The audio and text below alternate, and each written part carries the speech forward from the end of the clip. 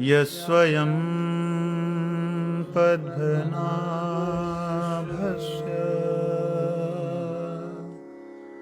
मुखपद्माद्विनिश्रितः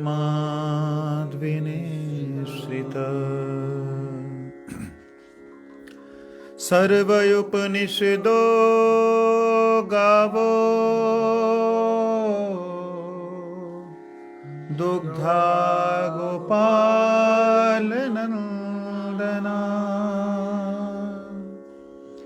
पार्थो वत्स सुधीर्भुक्ता दुग्धं गीतामृतं महत् एकं शास्त्रं देवकीपुत्रगीतम्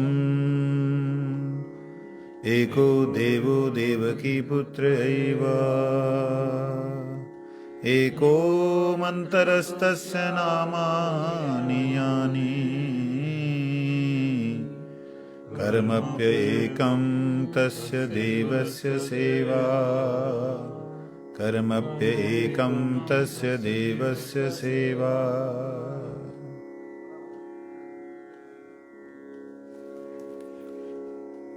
आवाज को बनाना नहीं,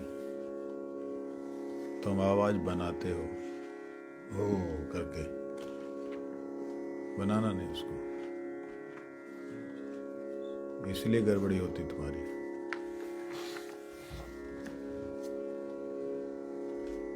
कृषि कुरक्षय वाणिज्यम वैश्य कर्म स्वभावजम परिचर्यात्मकं कर्म शूद्रस्यापि स्वभावजम।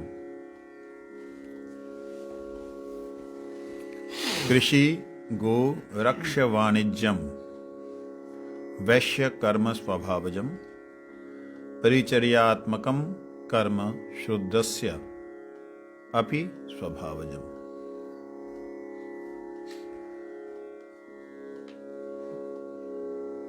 कृषि गोरक्षय वाणिज्यम वैश्य कर्म स्वभावजम परिचर्यात्मकं कर्म शूद्रस्यापि स्वभावजम। कृषि गोरक्ष वाणिज्यम वैश्य कर्म स्वभावजम परिचर्यात्मकं कर्म शूद्रस्यापि स्वभावजम।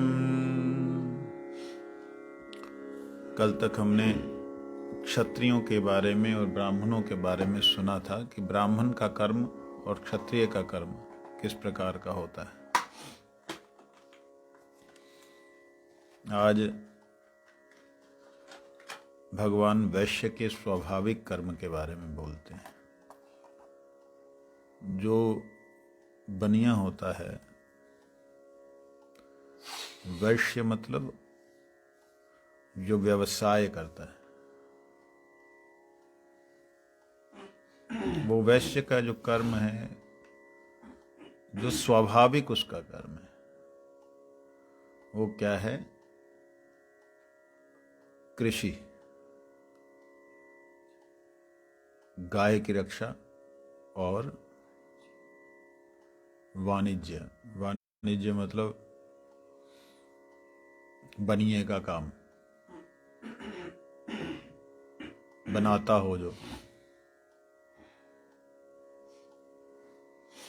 बनाने वाला लोगों को।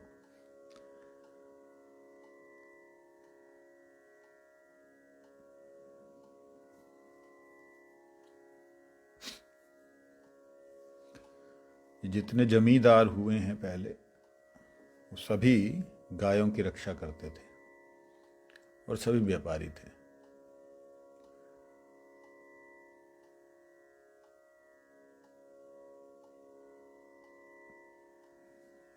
अब व्यापारी जो हैं वो सारे के सारे व्यापारी ना तो कृषि में हैं ना गोरक्षा में, व्यापारी हैं।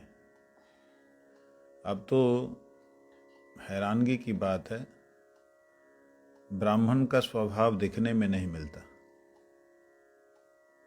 बनिए का स्वभाव आपको सब जगह मिलेगा, और शूद्र का भी नहीं, अंतज्य का स्वभाव सर्वत्र मिलेगा। बड़े बड़े मंदिरों में, बड़े बड़े आश्रमों में बड़े बड़े ब्राह्मण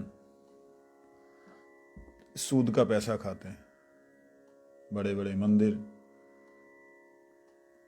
हर चीज को बेचते हैं। साधु भी व्यापारी है। लेकिन गीता में ही भगवान ने कहा है, व्यवसाय आत्मिका बुद्धि रेह कुरु नंदना। व्यवसाय आत्मिक बुद्धि होनी चाहिए। जो बुद्धि है अगर व्यवसाय आत्मिक नहीं होगी तो उसका साधन नहीं हो सकता, वो भजन नहीं कर सकता।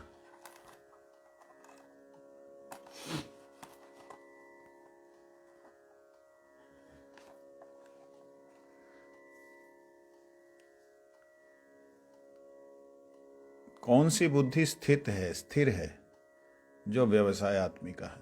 एक जगह व्यवसाय को बनिया का कार्य बोल रहे हैं, वाणिज्य, और दूसरी जगह व्यवसाय को भगवान भक्ति के साथ जोड़ रहे हैं। जो व्यवसाय आत्मिका बुद्धि है वही वास्तविकता में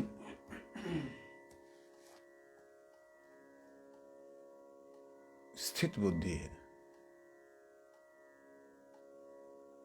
अब उस व्यवसाय और इस व्यवसाय में क्या अंतर है? एक व्यवसाय जो है वो है केवल मात्र ऐश्वर्य प्राप्त करना,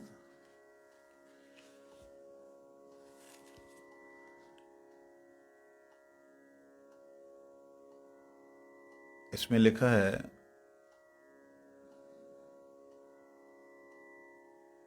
व्यवसाय आत्मिका बुद्धि रे क कुरुनंदन बहुशाखा हयंतश्च बुद्धयो अव्यवसायिना। हे अर्जुन, इस कर्म योग में निश्चयात्मक बुद्धि एक ही होती है। द्वितीय अध्याय का 41वां श्लोक। निश्चयात्मक बुद्धि, व्यवसायत्मक माने निश्चयात्मक। व्यवसाय में व्यक्ति निर्णय करके ही किसी कार्य को करता है। व्यवसाय में जुआ नहीं खेलता, लेकिन अब सारे व्यवसाय में जुआ खेलना हो गया।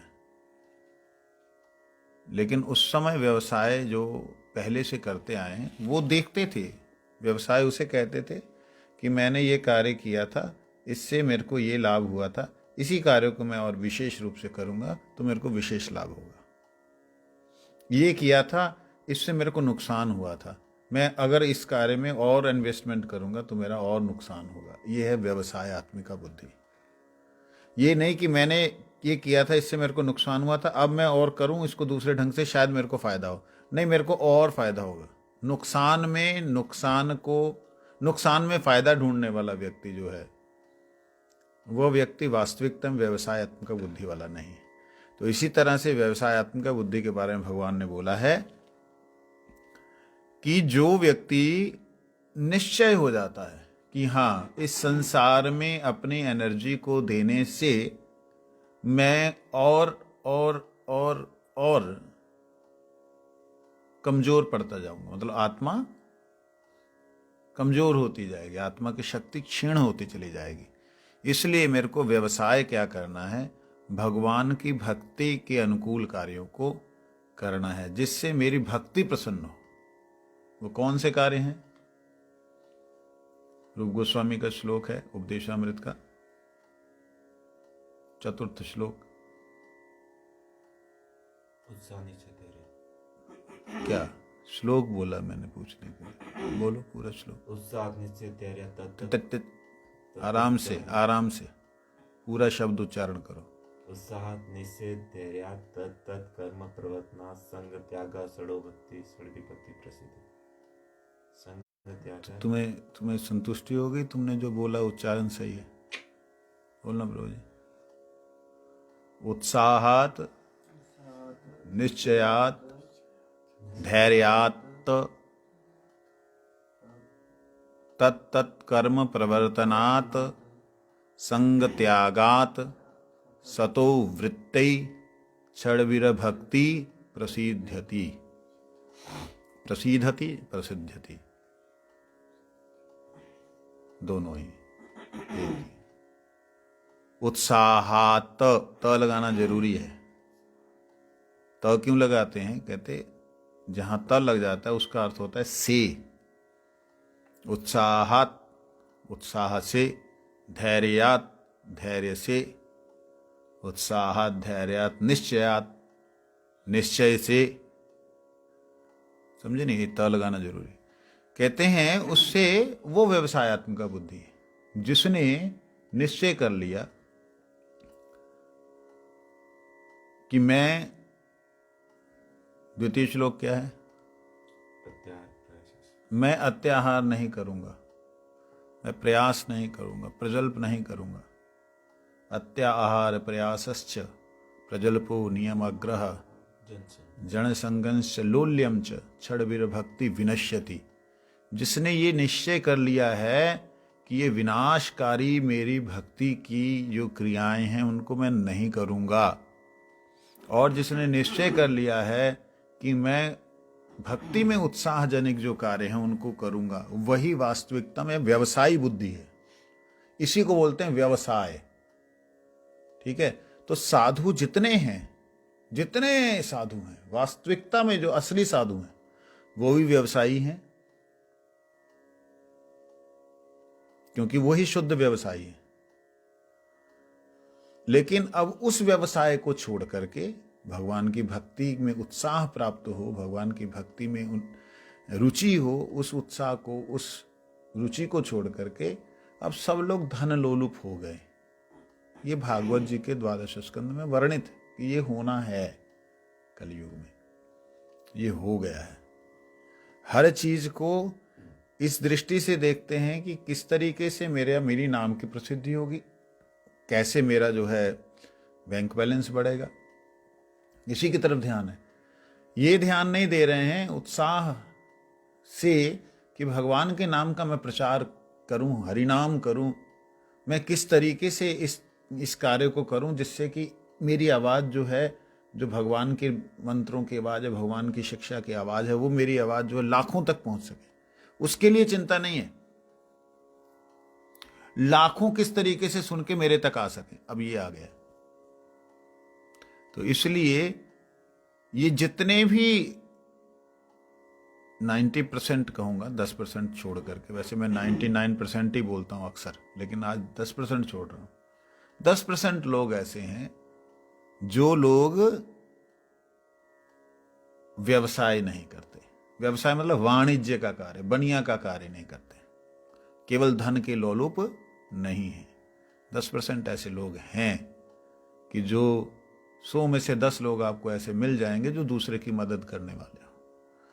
तो बनिया जो है वो गाय की रक्षा करने वाला था, अब गाय की रक्षा करने वाले, कृषि करने वाले, जिनका स्वाभाविक कर्म था, वो वैश्य कहलाते थे, कहलाते हैं भी।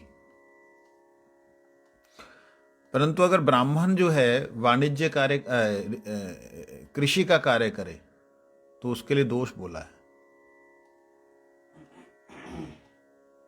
मैं इस बात से एक बार बचपन में हैरान हुआ। मैंने बोला कि मैं जो है खेत में हल चलाऊंगा, तो गुरुजी, उस वक्त तो मेरे को जवाब दिया नहीं किसी ने घर में, लेकिन गुरुजी ने एक बार बोला कि एक बार हल चलाने से ब्राह्मण के धरती पे 1 साल में जितनी मछलियां मारी होती हैं उसका पाप लगता है। मैं हैरान हो गया, हल चलाने से ऐसा क्या दोष हो जाता है?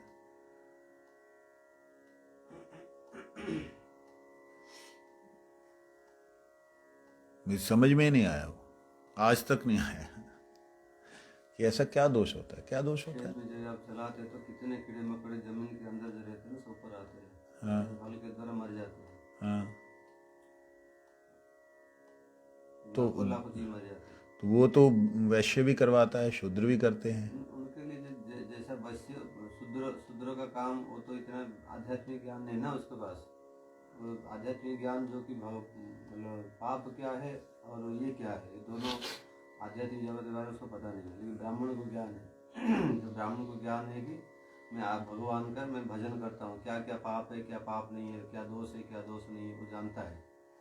जो अज्ञान व्यक्ति करता है तो उसका उतना पाप नहीं जो ब्राह्मण को लगता है। उसी हिसाब से ब्राह्मण जब भी नहीं, पाप तो पाप ही है, पाप है, लेकिन जितने शूद्र को लगता है उतना ब्राह्मण को उससे ज्यादा लगता है, जिसका जान बुझ के करता है। तो अभी मैं आध्यात्मिक जगत में यहाँ आया, मुझे सारे शिक्षा दे रहे, फिर भी मैं यहाँ आके यदि मैं पैसा चोरी करूँ या पैसा छुपाऊँ या दूसरे का कुछ खाने मतलब कपड़ता रखूँ, तो ज़्यादा पाप बढ़ रहा है। तुरंत उसका रिएक्शन होता है। मतलब जानकारी नहीं है वो कर रहा है। जब जानकारी मिल गया तो भाई उसको छोड़ने की मजबूरी होगा। हमारे सुदामा दास प्रभु जी कह रहे हैं कि जो जान करके पाप करता है उस पाप का फल लाखों गुना हो जाता है। लाखों गुना क्यों होगा? जान करके करने पर। पाप तो पाप ही होता है, नॉर्मल पाप भी पाप है। दोनों ने सेम पाप किया, एक को बढ़ गया एक को कम फल मिला, ऐसा तो होना नहीं चाहिए। लेकिन वो युक्ति भी उनकी सही है कि जो व्यक्ति ब्रह्म कर्म स्वभावजम, दया, क्षमा, जीवों पे दया जिसका भाव है, जिसके अंदर क्षमा का भाव है, जो धृति ध्यान में है, स्थित है, जिसके बारे में भगवान ने ज्ञान और विज्ञान में जो डूबा हुआ है, अर्थात ज्ञान में भी है कि ये जीव जो हैं सब जीवन धारण करने के लिए ही इस धरती में है। विज्ञान में है कि सारे के सारे ब्रह्म हैं, आत्माएं हैं, और इनके शरीर को मैं कैसे नष्ट करूं। जिसके अंदर क्षमा गुण है, अपना नुकसान होने पर भी वो दुष्क्षमा करने वाला है। वो इतने गुणों से गुणी व्यक्ति, जहाँ इतने गुणों से गुणवान व्यक्ति, वो किस प्रकार से अपने हाथों से उन जीवों के घरों को नष्ट करेगा, उन जीवों को निकालेगा, जहाँ उनको काटेगा, जहाँ उनको मरने देगा, तड़फने देगा। अगर वो ऐसा कर रहा है तो वह अपने कर्म से, अपने स्वभाव से विच्युत हो रहा है, इसलिए उसे अधिक पाप लगेगा। ये डराया गया है ऋषियों के द्वारा, मेरा ऐसा मानना पर्सनल। इसका खंडन कर सकते हैं, लेकिन डराया गया है क्योंकि वो इस प्रकार से करने से उसके अंदर से क्षमा गुण, दया का गुण वो चला जाएगा, और जैसे ही वो जाएगा तो अपने स्वभाव से वो विच्युत हो जाएगा, गिर जाएगा। अन्यथा पाप जो शूद्र को लगना है, पाप जो अंतज्य को लगना है, वही पाप उसे लगेगा, उससे अधिक नहीं लग सकता। परंतु उसका जो उन्नति थी वो अवनति में चली जाएगी, गिर जाएगा। इसलिए वो जो स्थिति से गिरना, वो करोड़ों पापों से भी अधिक ज्यादा मतलब लॉस है उसका। इतने भाग्य से वो एक ऐसी स्थिति पे पहुंचा, वहां से वो अगर एक भी स्टेप नीचे आए तो मतलब करोड़ों जन्मों का जो उसका साधन है वो उससे विच्युत हो गया। पूरे 1 साल की साधना का जो फल है उसका विच्युत हो गया, गिर गया। इस दृष्टि से हम उसे ले सकते हैं। ये तो अभी साधना में लगानी, भजन में लगानी, दया इसके अंदर है नहीं, माया इसके अंदर, मतलब इसके अंदर वो दया माया वगैरह कुछ नहीं है। तो ये व्यक्ति लगा हुआ है तो कर्म भी पाप कर्म करी जा रहा, करते करते ना जाने कब उसको कृपा होगी, ना जाने कब उसके अंदर सत्संग की जागृति होगी और व्यक्ति वह इस तरफ आएगा।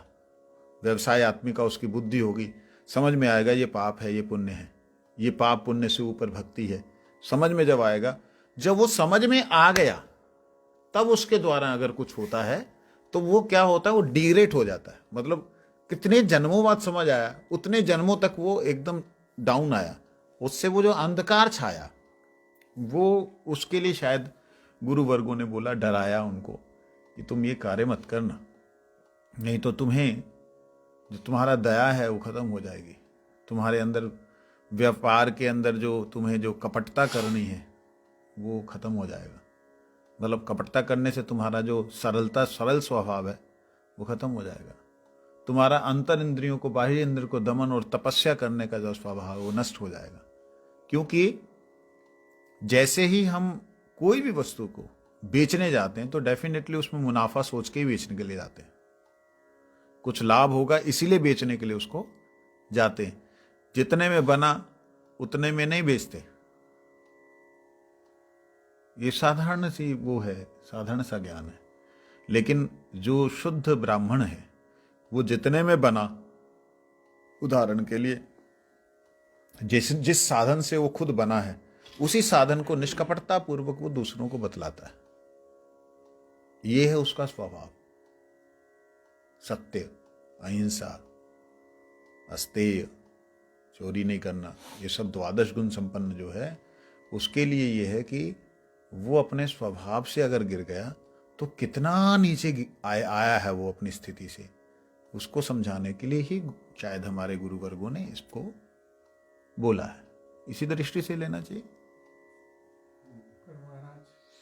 किंतु ऐसा नहीं है कि एक शूद्र ने एक जीव का हत्या की और एक ब्रह्मज्ञानी ने हत्या, ब्रह्मज्ञानी तो नहीं कहेंगे, एक ब्रह्म कर्म करने वाले ने हत्या की, ब्राह्मण कर्म करने वाले हत्या की, उन दोनों का फल एक का ज्यादा होगा एक कम होगा, ऐसा नहीं होगा। क्योंकि ऐसा सिस्टम हो ही नहीं सकता। ये तो सिर्फ ये है कि वो अपनी स्थिति से, अपने स्वभाव से जो गिरा है, वो लाखों जन्मों का उसका संस्कार उसने एक बार में नष्ट कर दे। तो इसलिए उसको कहा कि तूने इतना पाप कर ली, मतलब ये पाप छोटा सा था लेकिन इतना करने से तुम्हारे अंदर की वो दया खत्म हो गई। जब दया को साइड में करके तुमने किया, नहीं समझे, तो उससे उसको कितना डिग्रेशन हुई है, उसके अनुसार ही उसको कहा गया कि ये कोटि गुण ज्यादा पाप लगेगा इसको, इसीलिए बोला गया। इसके अंदर डेप्थ में नहीं जाएंगे तो ऊपर से इसको समझ में नहीं आएगा। क्या बोल रहे तुम? भूल गए ना? भूल गए? बोलो। हमने तो बहुत सुना है कि ना, पहले जब चित्रनौन बना था उसके कथा नहीं, विषय। हाँ, तब तो वहाँ पे खेती बाड़ी भी होता था। तो ऐसा तो नहीं था ना कि प्रभुपाद जी ने जो ब्राह्मण फैमिली से उन लोगों को खेती में नहीं लगाने थे, और जो लोग बाकी आश्रम से है उन लोगों को, मतलब जो शूद्र है या फिर उन लोगों को सिर्फ लगा देते, ऐसा तो नहीं होगा। ऐसे ही था प्रभुपाद जी के समय पे। जो बनिया परिवार से आए हैं, जो शूद्र परिवार से आए हैं, 90%, 90 के 99% वही लोग करते थे। क्योंकि ये शिक्षा हमें प्रभुपाद के शिष्यों के शिष्यों से ही तो मिली है, ये नहीं करना। अगर हमारे गुरुजन आदर्श नहीं स्थापन करेंगे तो कौन करेगा? नहीं समझे? ये ऐसा नहीं था कि वे ब्राह्मण भी चला ले, क्योंकि मैंने खुद इस बात का वो जिक्र किया है कि वे इसमें क्या दोष है। और मेरी इच्छा थी मैं ट्रैक्टर पे चढ़ के चलाऊं, तो हालांकि गोकुल में हमने किया भी, लेकिन वहाँ ब्राह्मण लोग भी अभी करते हैं, सभी लोग लगे हुए हैं अपना। जितने ब्राह्मणों को देखो, जूते का किसी का काम है, किसी का कुछ उसका काम है, सब अंडा मांस बेच रहे हैं। कितना कली का प्रभाव है। इसलिए अपने अपने स्वभाव से, स्वाभाविक कर्म से लोग, नॉट स्वभाव से, स्वाभाविक कर्म से विच्युत हो गए हैं, जिसके लिए कलयुग में सभी, ये शब्द बोलना नहीं चाहिए, सभी शूद्र हैं। सतयुग में सभी ब्राह्मण थे जो तपस्या, हालांकि असुर होने पे भी वो ब्राह्मण कहलाए। त्रेता में सभी लोग क्षत्रिय थे, अधिक के क्षत्रियों का था। और द्वापर में अधिक के वाणिज्य का था, बनियाओं का था, यादवों का, सारे बनिया एकदम, उग्रसेन इत्यादि, अग्रसेन, सब का उन्हीं का वो था। कलयुग में शूद्रों का है। ये जो यहाँ व्यापार करेगा वही व्यापार भी सेवा वाला। तो इसलिए विषय पे हम लोग चलते हैं वापस।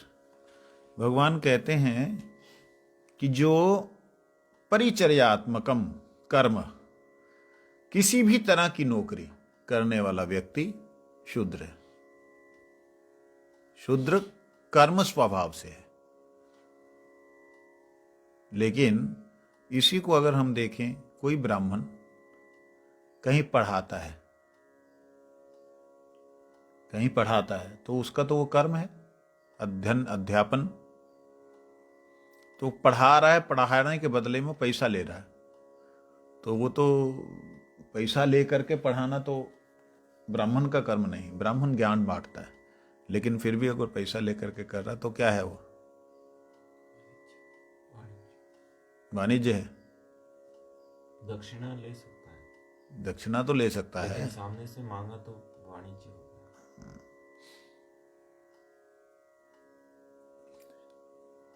दक्षिणा तो ब्राह्मण का कर्म है, दान करना, दक्षिणा लेना। लेकिन इसके अंतर में यदि वह अध्ययन अध्यापन कराते हुए, पढ़ते और पढ़ाते हुए अपने ब्रह्म कर्म को, जो उसके लिए निश्चित किए गए कर्म हैं, उनको करता है, तो वह किसी भी दृष्टि से वाणिज्य नहीं गिना जाएगा, किसी भी दृष्टि से नहीं। जैसे सत्य, दया, शौच, ये जो ब्राह्मण के कर्म हैं, जिनके लिए शमो दमः तपः शौचम शांतिरार्जमे बीज ज्ञान विज्ञानम आस्तिक्यम ब्रह्म कर्म स्वभावजम, ये जो बात है, वो ब्राह्मण अपने कर्म को करते हुए उसको, हालांकि निश्चित अगर पे भी मिल रही, निश्चित उसको नौकरी करने के बाद में तनख्वाह भी मिल रही है, तब भी वो किसी भी दृष्टि से वाणिज्य का कार्य नहीं कर रहा है। क्यों? क्योंकि वह अपने कर्म, शमन करना अंदर की इंद्रियों को, दमन करना बाहरी इंद्रियों को, तपस्या करना, व्रत इत्यादि करना, पवित्रता से रहना, क्षमाशीलता, ज्ञान और विज्ञान में प्रतिष्ठित है, ये तो उसको एक तरह से सम्मान के लिए दक्षिणा दी जा रही है। समझे नहीं बात को? इसको किसी भी दृष्टि से हम वाणिज्य में नहीं ला सकते। क्या कहना आपका? वाणिज्य वो होता है जहां पर वह व्यक्ति जितने की वस्तु है उससे अधिक कमाता हो, लेता हो, उसे बानिया कहते हैं। वस्तु है 5 रुपए की, बेच रहा है 10 रुपए में, 8 रुपए में, 7 रुपए में, यह है बनियागिरी, यह है वाणिज्य। समझे नहीं? इसे वाणिज्य कहते हैं। ब्राह्मण जो ज्ञान दे रहा है, टीचर्स जो ज्ञान दे रहे हैं, जो ज्ञान दे रहे हैं वो तो ज्ञान अमूल्य है। जितने भी टीचर्स हैं, ब्राह्मण तो अपने शम दम तप के कारण, जो है पवित्रता के कारण, अपना ब्रह्म स्वभाव में भी है वो। लेकिन अगर कोई भी शूद्र भी व्यक्ति वास्तविकता में शुद्ध रूप से वो ज्ञान अगर दे रहा है, तो उसका कर्म ब्रह्म कर्म में से एक कर्म आ गया, अध्ययन अध्यापन। उसके लिए उसे शूद्र कर्म नहीं कह सकते। नहीं समझे? शूद्र कर्म में जो आता है, जिसमें मल मूत्र इत्यादि की सफाई करना, सेवा करना, ये सब कार्यों में शूद्र कर्म आते हैं, जो स्वाभाविक रूप से दूसरों की सेवा, पानी भर के लेके आ देना, ये कर देना, वो कर देना। जितनी भी नौकरियों में, सभी नौकरियां नहीं, जो ज्ञान से रिलेटेड हैं, विज्ञान से रिलेटेड हैं, ज्ञानम विज्ञानम आस्तिक्यम, जो ज्ञान विज्ञान और आस्तिकता से रिलेटेड है, भगवान के साथ युक्त होकर के, उस सारे के सारे नौकरियां होने के बावजूद भी उसे हम शूद्र नहीं कह सकते। कई हमारे महात्मा लोग इस बात को बोलते हैं कि ये तो शूद्रों के कर्म है, जो दो नौकरी करने वाला ही शूद्र है। गलत। ऐसे बोल देना गलत। हमारे गुरुजनों ने ऐसा बोला है, कई गुरुजनों ने ऐसा बोला नहीं। उन्होंने जो बोला है वो है, जिस प्रकार से चमड़े का कार्य कर रहे हैं, जिस प्रकार से बिजनेस कर रहे हैं, उन बिजनेस करने वालों के अंडर में जो नौकरी कर रहे हैं और उसमें धोखाधड़ी कर रहे हैं, झूठ बोल रहे हैं, असत्य भाषण कर रहे हैं, जो वस्तु जितने की उतने की नहीं बोल करके अधिक की बोल रहे हैं, ये शूद्र कर्म है।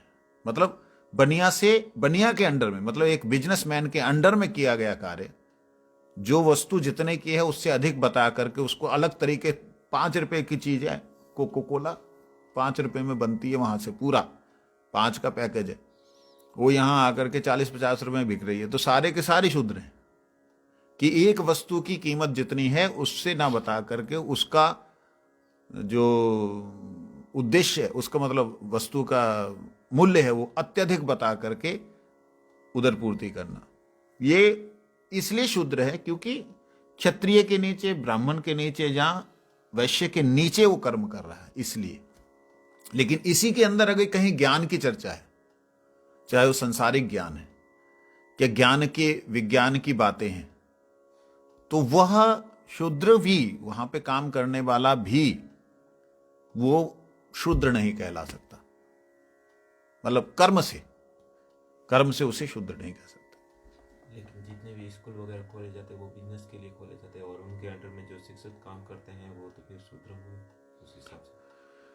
आपका प्रश्न, जितने भी स्कूल खोले जाते हैं वो सारे बिजनेस के लिए खोले जाते हैं, और उनके अंदर में काम करने वाले लोग जो हैं वो सारे के सारे शूद्र हैं आपकी दृष्टि से।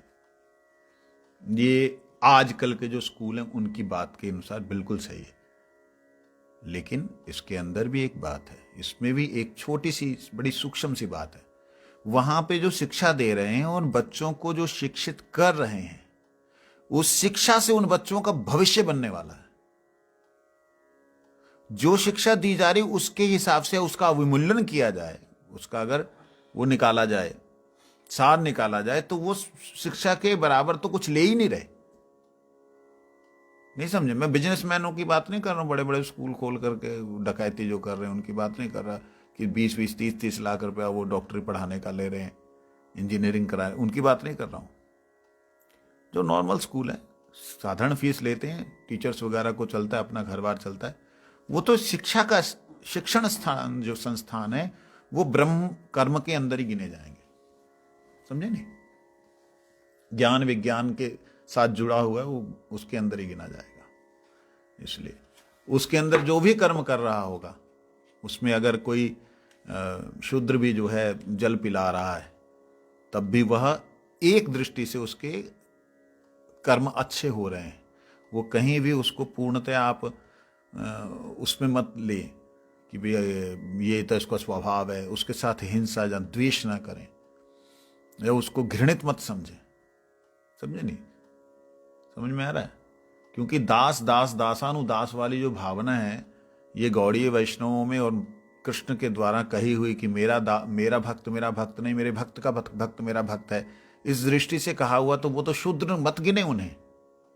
तो इसी प्रकार से आध्यात्मिक जगत में जिस प्रकार से है, ऐसे ही जो टीचर्स को, जो विद्या अध्ययन अध्यापन कराने वालों को, ज्ञान देने वालों की अगर कोई सेवा करता है, तो वह व्यक्ति भी ज्ञानी है।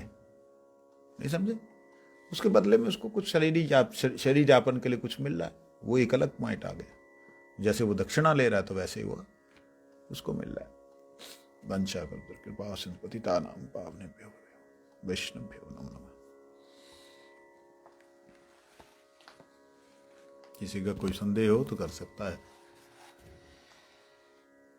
हरिराय नमः, कृष्ण यादवाय नमः, यादवाय माधवाय केशवाय नमः, गोपाल गोविंद राम श्री मधुसूदन, गिरिधारी गोपीनाथ मदन मोहन, श्री चैतन्य नित्यानंद श्री अद्वैत सीता, हरि गुरु वैष्णव भागवत गीता, जय रूप सनातन भट्ट रघुनाथ, श्रीजीव गोपाल भट्ट दास रघुनाथ, ऐसे गोसाईर करी चरण वंदन, जायते विघ्न नाश अभिष्ट पूरन, ऐसे गोसाई यार मुहि तार दास, तासवार पद रेणु मोर पंचग्रास, तांदेर चरण सेवी भक्त सनिवास, जनमे जनमे है अभिलाष,